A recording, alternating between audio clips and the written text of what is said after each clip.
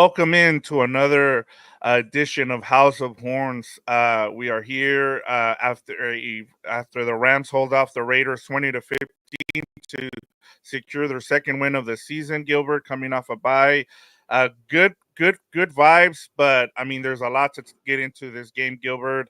The defense does its job. They win this game. I guess a win is a win, right? Yeah, and with all the pressure this team had, and they got risky by not playing Cooper Cup. You're staring at a 1-4 record. If you lose this one, you're 1-5 facing the Minnesota Vikings. But they did not get to rock bottom. They defeated the Raiders. It was ugly. It wasn't pretty. But hey, they got turnovers. The defense did four takeaways. Kyren Williams continues to be a touchdown machine. So in a way, they saved their season. I shouldn't say in a way they did. If you would have gone down 1-5, I think this team would have been see you later. Look forward to 2025. But they're alive for another week, maybe a couple more weeks, because it is a big victory you needed to have. So yeah, they got it done, and that's pretty much the biggest takeaway. A win is a win. Yeah, and Gilbert, I'll say this. I mean, the defense stepped up. Four turnovers, two of them coming from Jalen McCullough, the undrafted free agent. He now has three interceptions in the last two games, so he has stepped up in some, with some of the guys not playing well. Another game without Tre'Davious White, I think he's probably going to get released, or he might not be on this team much longer. But good game from Kobe Durant, a sack and an interception in this game. He forced a fumble that was returned by Cam Curl. So the defense stepped up. I think 20 points coming off of turnovers. The defense pretty much led them to this victory. Yeah, and it was good to see Kobe Durant do something finally. I know 2022, his rookie year, he was impressive. Everybody thought he would do something in year two. He did not. And a little quiet this year, but he's been actually one of the more reliable defensive backs, and it's been a rough season for the entire defensive back, I guess, committee. So to do what he did with a sack, interception, just a lot of key game-changing plays, and I see some of the comments here. Yeah, that Yep. stand on the final drive was critical. It was an ugly game. I'm going to be honest, I didn't watch much of it because I was more on 49ers and the Chiefs, but it shouldn't have gotten that close. There was a couple No. times where, okay, Rams, you're going to pull away. Hey, you might cover, because I picked them to cover here, and then you see Gardner Minshew with the ball, and maybe they might steal it. That's how wild this game was, back and forth, to the Yeah. verge of having a big lead, to possibly blowing this game here. So I don't want to be too positive, because that was way too ugly, and you're going to face a Vikings team that is pissed off, and it could get ugly again in a couple days. But again, you really had to have this one. But coming off a bye week, that's really what you perform as an offense, Sean McVay. That's very concerning right there. But I do like the takeaways from the defense. I don't care that it's Gardner Minshew or Aiden O'Connell, a terrible Raiders offense. You needed something for just to have a good confidence boost. You needed something to tell you, hey, we could hang with some of these teams here defensively, because it wasn't going that way before the bye week. So from a mental standpoint, you're stacking them, you're improving. It's a young defense. Chris Shola maybe should be feeling better about himself. People were not happy Yep. with him. So that's all the positive. But you would think it would be better offensively for a bye week for Sean McVay at home against a Raiders team that just traded Devontae Adams. But again, a win is a win. Yeah, and you take that, and I mean, just some positivity here. Kyren Williams scores another rushing touchdown. That's the ninth consecutive game. I mean, he finishes with 21 carries for 76 yards, two touchdowns, and then Tyler Johnson with a big wrap there late in. I think it was early in the fourth quarter. They should have, they should have had a field goal there by Joshua Carty. He misses Oh, that. It gives the Raiders life too, Gilbert. And as you mentioned, the script, Gilbert, was starting to look like what we saw from the Rams when they beat the Raiders on Thursday Night Football. Because as you remember that game with Baker Mayfield, he got the ball late in that game, and he drove them and got them the win right around the same spot. What saved the Rams there, was the Raiders committed a penalty, and I thought the Rams were going to do the same thing. They were going to hand the game over to the Raiders here, but they didn't. The defense stepped up, and they got the interception there, and they sealed this victory. But it shouldn't have been this close, as you talked about. Again, the Rams actually did really well in the red zone. They went 2 of 3 with 2 touchdowns. They ran the ball. Like that was a big thing too. And then again, Gilbert, I have to keep it real here too. Sean McVay with a he challenged a call coming out of out of out of the third quarter into the fourth quarter that made no sense. There was no reason for you to challenge that play, and you lose a timeout there that could have cost you if this game was in the balance late in this game, Gilbert. Yeah, again, you got to find ways to make it work, and I'm here trying to think of more ways to bash his performance, but I'm like, I don't know, they need it, like you needed a must win, and then you see how poorly the 49ers played. That was a game I was watching a little more, and then the Seahawks played better today, but it's still what you're 2 wins away from being in first place in the NFC West, so yeah, Sean McVay has to kind of be better in those moments there, and I truly do wonder if part of them thinking was like, hey, like Puka and Cooper Cup, let's kind of, give it another week here because that's a big time game on a short week against the Minnesota Vikings. And you're looking at the Raiders, you're probably thinking we could maybe steal this one. And I don't know, maybe if that was the thinking, this is kind of what you get for trying to get by or pull a fast one on a team that you think you're better are than you think that you're better than. I don't know if Sean McVay and Lesney operate that way, but it just something felt really off for this, game. But you know, you look at the standings, you're right there, short Yeah, week, I mean they're especially tied. They're tied with the 49ers.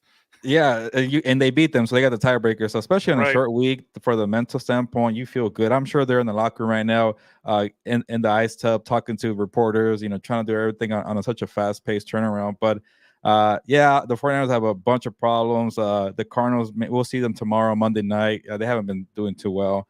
And then the Seahawks they're going to be up and down the whole year. That team does not show me anything. They're going to take off and Yeah. just be very good. So you're probably going to be within a 2 to 3 game stretch, or I guess on the standings there. So if you stack them, you'll be fine. But it's just you got the Minnesota Vikings coming up.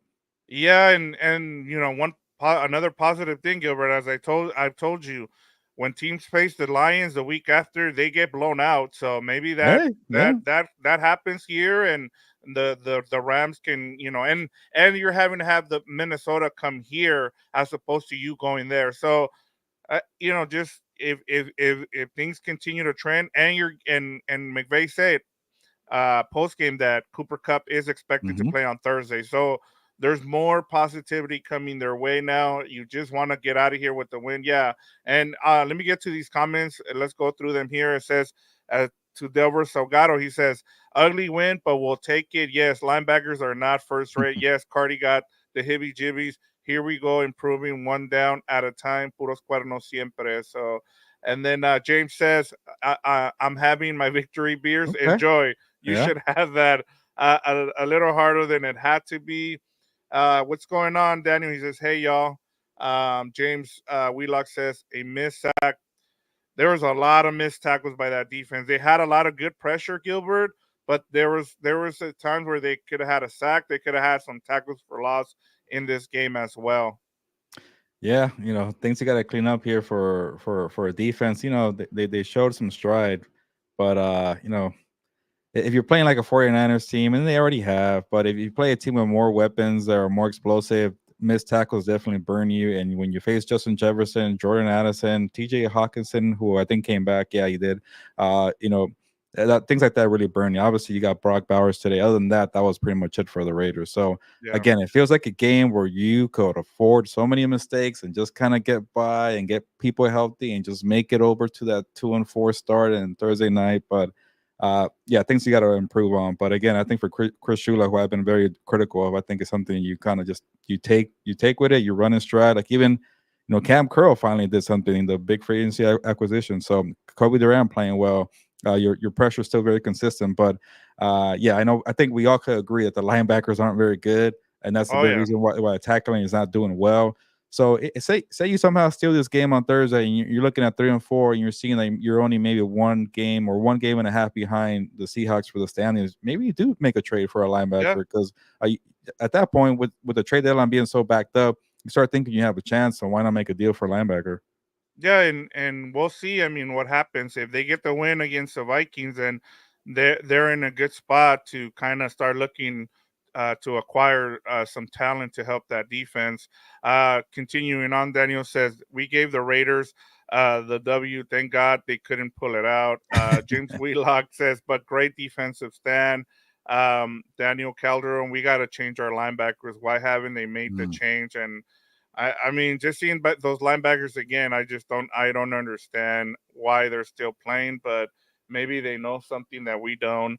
Um, Happy Gilmer says, was the offense even on the field? I didn't even see them. And yeah, to his point, Gilbert, I mean, outside of those two, when they went in for those touchdowns off of a turnover, they either turned the ball over on downs or they went three and out or didn't even move the ball much. So the offense, they pretty much didn't want to make any mistake. And then you saw Matthew Stafford throw that interception, and that's when they went back to running the ball. So I think for the most part, they just wanted to make sure that they didn't give this game away to the Raiders offensively. Yeah, one thing I do wonder about, because Victor, you saw this game a little closer. What was the deal with Jordan Whittington? I kind of expected something a little more, Yeah, but obviously Tyler Johnson was the leading he receiver didn't today. even play, and Yeah, that a lot of fantasy owners were I was they were not happy because he was active, but they did not play Jordan Whittington. He didn't get a single snap in this game, so something happened. I feel yeah. like Yeah, well, he was hurt. I mean, he got hurt at the end of that game. He had a shoulder injury. that's true. So it's just yeah, like I think that's why you don't trust Sean McVay with a lot of these decisions. That's why I kept saying to people, I'm like, I would not start Cooper Cup. I don't think he's gonna play in this game, and until I see it, I'll believe it. Like I said, even with the Thursday night, until I see it, I'll believe it. Yeah, he already said he expects him to play, but he didn't say he'll for sure. It was a more when you Yeah. say expected, you're trying to give yourself some wiggle room there. So that's another reason why for a sluggish offense, you're supposed to have Whittington do a little more. He's more the dirty work guy, and when you have Tyler Johnson and Tutu Atwell and Demarcus Robinson, guys like that, you're kind of asking for like, okay, it's not gonna be the best game, it's gonna be ugly, but uh, I don't know. I was just watching the horrendous Chiefs 49ers game, and there was no offense there. So it just seems like throughout the day, or at least in the late stage of the game of the No, game, the late window was it was terrible. I mean, bad. I'll be honest with you. The late window was terrible. But the morning ones, I mean, the Vikings and the Lions and the Texans and the Packers, those were good games. Let's finish up here with these comments here. Daniel says, "Why in the world did McVay challenge that one again? I don't understand why he challenged that. Really hope we sign a linebacker or make a trade." He's Daniel Calderon, and then James Wheelock Shula did good today with his defense. So yeah, you just honestly, Gilbert, like my biggest thing today, my biggest takeaway from this is the fact that the Rams won. That you just take that as a win. You're now 2-4. And then you try to just start stacking up wins, kind of like what you did coming off a bye last year, and you try to get on a roll here, and you get more guys healthy. Yeah, similar to the Cooper Cup situation where like he's trending to playing. I wonder how they approach it with Puka Nacua. It's like, all right, you kind of need this game, but you won on Sunday with the Raiders. Maybe you have some more breathing room, and if you don't play Puka on Thursday, you give them 10 days of rest. So things like Yeah, that kind of go into your head. Like I feel like if they would have lost the game, maybe either they waved the white flag or they rushed Puka Nacua to the field. But again, it's one player at a time, one victory at a time, and it seems like yeah, they have that victory, and they seem like they're gonna have Cooper Cup. Obviously, you want to have Puka Nacua for a big time game like that against the Rams. I'm sorry, the Vikings on primetime football. But again, it's more like, all right, if you get by this one, that's 10 days, and we'll see what happens. But yeah, I don't want to look too far ahead. I kept circling this kind of 2 game stretcher to see how they do. Obviously the easy part is out of the way. But I'm with you, Victor. When you have to go on a short week to travel, you just got beat up by the Lions. You kind of poured it all out there for a little comeback at the end, and you still lose. That's mentally deflating. You're physically beat up. You're on a short week, and you never know in football. Even though the last 2 weeks have been a bunch of freaking favorites winning, which I hate. yeah. But you never know. Maybe an upset emerges. Yeah, and like I said, I mean, there is that stat about the Lions just beating up teams physically in terms of once you face them and then not being able to rebound. We've seen it with the Rams, the Cardinals, and then we'll see if that trend continues with the Vikings here. But yeah, I mean, a lot of you just take the win at this point if you're the Rams, and then you just you move on and you get ready for a short week against the Vikings, and then you try to pull out a win, and then you get, like you said, a short little bye there, and you try to get some guys